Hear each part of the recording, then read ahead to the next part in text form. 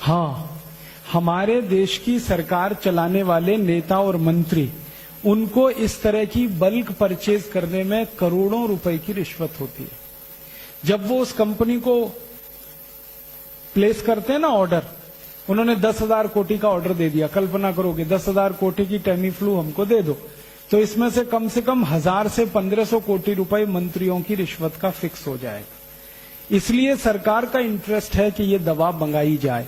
और इतना ही इंटरेस्ट नहीं है, स्वाइन फ्लू का टेस्ट करने के लिए किट्स मंगाई जाएं अमेरिका से, मशीनें मंगाई जाएं अमेरिका से।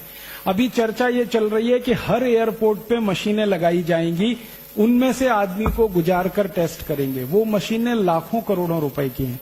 तो उनका ऑर्डर अमेरिका में किसी कंपनी को दे दिया सरकार ने, उस ऑर्डर का 10% 15% मंत्रियों को मिल गया हिस्सेदारी के रूप में, अधिकारियों को मिल गया। तो सरकार का वेस्टेड इंटरेस्ट ये होता है कि खूब रिश्वत इस तरह के कामों में मिलती है।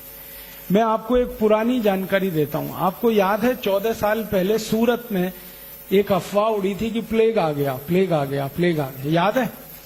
उसका दुष्परिणाम क्या हुआ कि पूरे सूरत की टेक्सटाइल इंडस्ट्री बंद हो गई, पूरे सूरत की।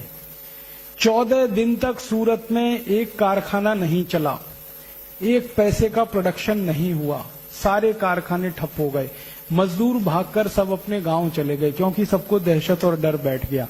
उतनी देर में परिणाम क्या निकला? भारत में कपड़े की कमी आ गई। तो सरकार ने क्या किया? परदेशी कंपनियों को कपड़ा भारत में बेचने का ऑर्डर देना शुरू कर दिया। तो परदेशियों का अंधाधुंध कपड़ा बिका।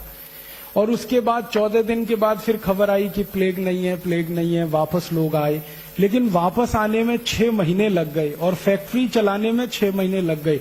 6 महीने तक भारत का बाजार विदेशी कंपनियों ने कपड़े से भर दिया और पूरे खेल में 14,000 कोटी का नुकसान भारत देश को हुआ। ये 14 साल पहले सूरत में हुआ था। फिर बाद में वैज्ञानिकों ने जांच की तो पता चला कोई प्लेग नहीं था, सिर्फ अफवाह थी। और वो अफवाह उन कंपनियों ने फैलाई थी जिनको भारत में कापड़ बेचना था। यही खेल अभी हो रहा है। और अभी खेल क्या हो रहा है? पुणे कितने दिन से बंद है? 8 दिन हो गए। पुणे में एक दिन की गतिविधि जो चलती है, जिसको अंग्रेजी में हम सब ट्रांजैक्शन कहते हैं, कितने करोड़ का होगा? 500 कोटी। अब 500 कोटी का ट्रांजैक्शन एक दिन का, तो 8 दिन का 4,000 कोटी रुपए नुकसान हो गया पुणे का, सिर्फ एक झूठी अफवाह के आधार पर। अब ये 4,000 कोटी का नुकसान तो हो ही गया, वो एक बात है।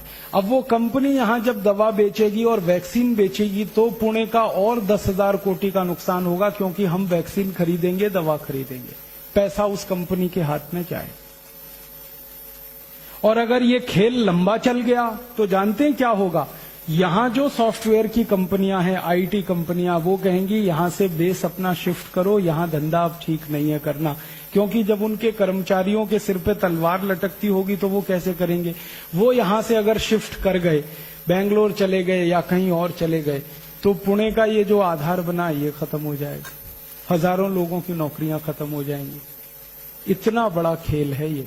और ये खेल सिर्फ बीमारी का नहीं है, ये खेल एक युद्ध का हिस्सा है।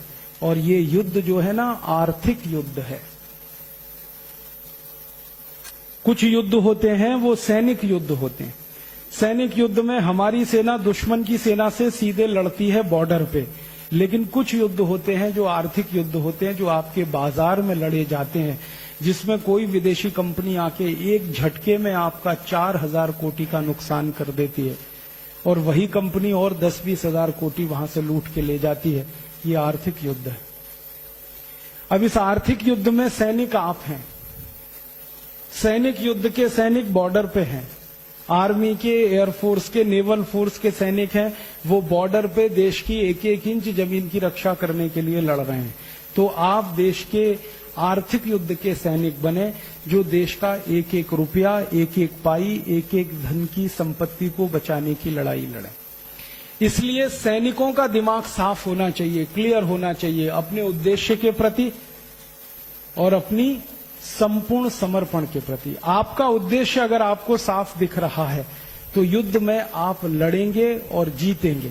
और अगर आपका उद्देश्य ही आपको साफ नहीं दिख रहा है तो लड़ेंगे तो सही, लेकिन हारेंगे। इसलिए ये आज का कार्यक्रम रखा गया कि ये आर्थिक युद्ध भारत के खिलाफ शुरू हुआ है और इस युद्ध में बड़े बड़े लोग शामिल हैं। उनमें सबसे बड़ा देश है अमेरिका। अमेरिका को भारत से इस समय बहुत डर लगा।